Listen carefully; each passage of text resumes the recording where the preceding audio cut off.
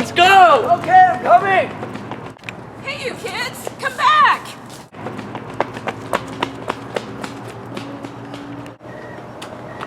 We should tell Melanie about this, dude. Yeah, we really should.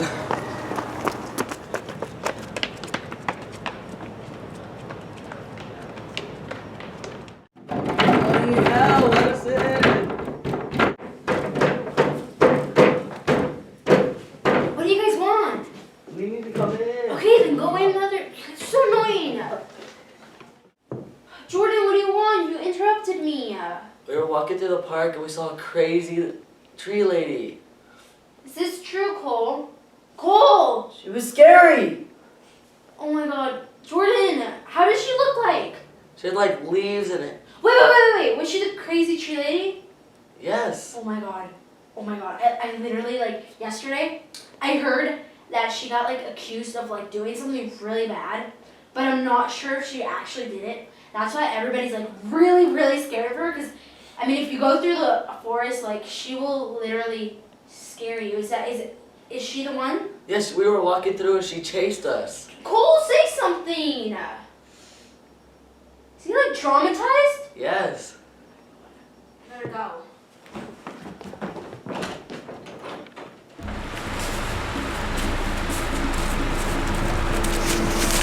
Oh, man!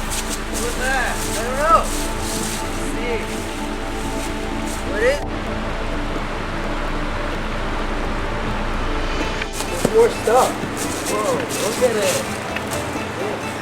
Oh, bro. Whoa, there's something else too.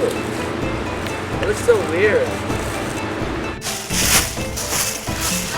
You hear that? What is it? It must be the crazy tree lady.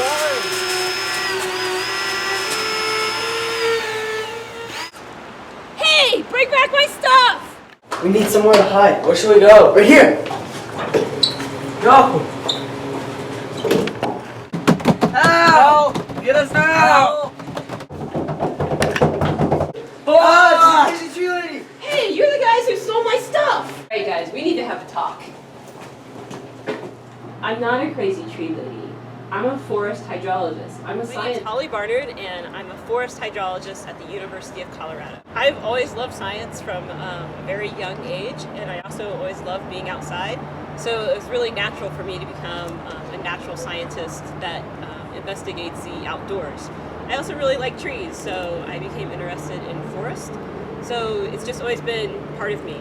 We are looking at the water dynamics of ponderosa pine and lodgepole pine and Engelmann spruce. So mostly the trees that naturally occur. So I took classes in forest hydrology and tree physiology. I took soils classes to understand soil project in Panama.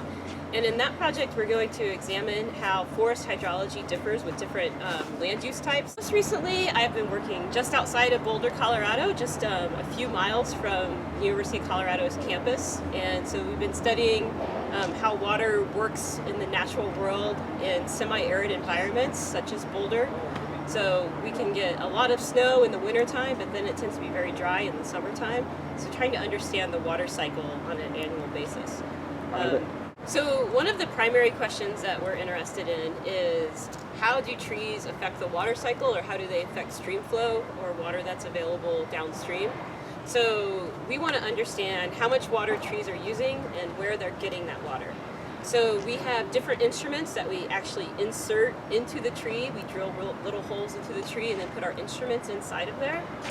And then as the tree moves water up the tree, we can measure how much water is moving up. So we can calculate how much water the tree is using. And then we can use some of the chemical properties of the water, basically its stable isotope composition, to understand where the tree is getting the water. So we look at what water is in the tree, and then we compare that to different potential sources for the tree. So whether it's shallow soil water or groundwater or stream water. So we can compare the water chemistry between all of these different pools and to what is in the tree and figure out where the tree is getting its water. On this, what is this? So this is a data logger. So it's like a small computer that records data that we can keep out in the forest and hook it up to our equipment. So I use it to measure transpiration, or how trees use water.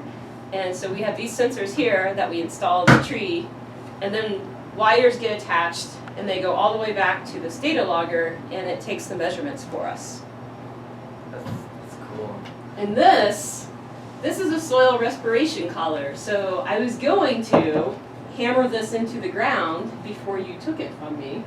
And then I can measure the amount of CO2 that gets captured in here. So I can see how much carbon dioxide comes off the soil. And then we also found vents when we weren't. Oh, yeah. So this is an increment borer. We should go outside so I can show you how it works. Okay.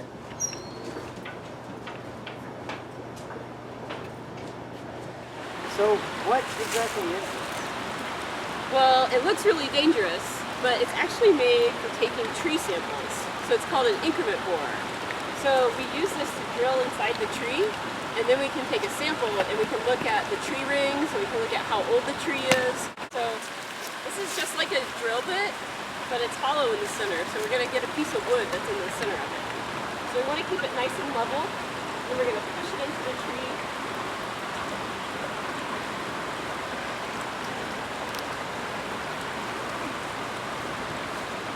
Then we can drill in.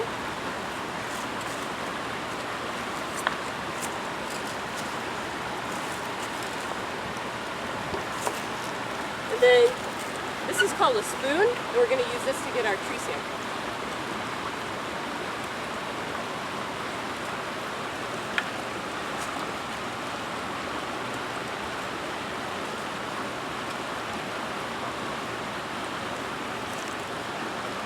So just like that, we can get a sample of what's inside the tree. And if we look closely, we can see the tree rings, and we can count how old the tree is.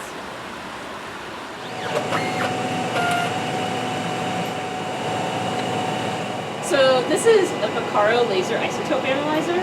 So all the samples that we take of the trees and the soil, we take water out of those samples, and then we analyze them to see what their stable isotope composition is. Well, I want to thank you guys for giving my stuff back, and because you are so interested in science, I have a surprise for you.